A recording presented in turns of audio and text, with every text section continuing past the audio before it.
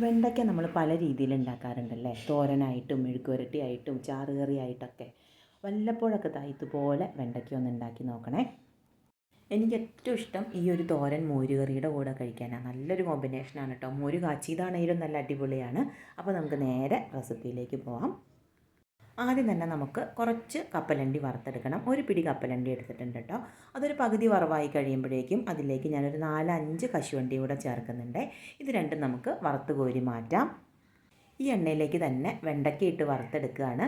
250 ഗ്രാമാണ് കേട്ടോ ഞാൻ വെണ്ടയ്ക്ക എടുത്തിരിക്കുന്നത്. അത് കനം കുറച്ചതാ, ഈ ഒരു കനത്തിനാണ് ഞാൻ അരിഞ്ഞെടുത്തിരിക്കുന്നത്. അത് 2-3 ബാച്ചായിട്ട് വേണം വറുത്തെടുക്കാനായിട്ട്.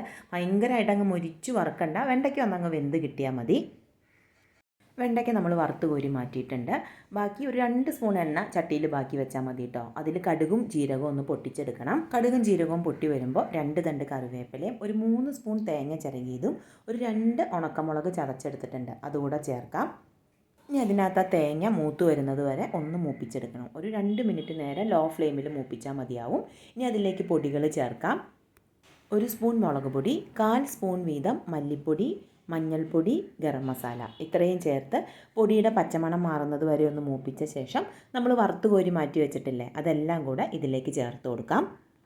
ഇതെല്ലാം കൂടെ ഒന്ന് ഇളക്കി യോജിപ്പിച്ചെടുത്താൽ മതി. ഉപ്പ് ചേർത്തിട്ടില്ല, അപ്പോൾ നമ്മൾ ഈ സമയത്ത് ആവശ്യത്തിന് ഉപ്പ് ചേർത്ത് കൊടുക്കുക. ഒരു 1/2 സ്പൂണോളം ഉപ്പ് ചേർക്കുന്നുണ്ട്. ഒരു നോർത്ത് ഇന്ത്യൻ റെസിപ്പിയാണ് കേട്ടോ. ഒരിക്കലെങ്കിലും ഇതുപോലെ ഒന്ന് ട്രൈ ചെയ്ത് നോക്കുക. എല്ലാവർക്കും, വെണ്ടയ്ക്ക് ഇഷ്ടമല്ലാത്ത ആളുകൾക്ക് വരെ ഇഷ്ടമാവുന്നൊരു റെസിപ്പിയാണ്. ട്രൈ ചെയ്ത് നോക്കിയിട്ട് അഭിപ്രായം പറയാം. പുതിയൊരു വെറൈറ്റി റെസിപ്പിയായിട്ട് നമുക്ക് വീണ്ടും കാണാം. താങ്ക്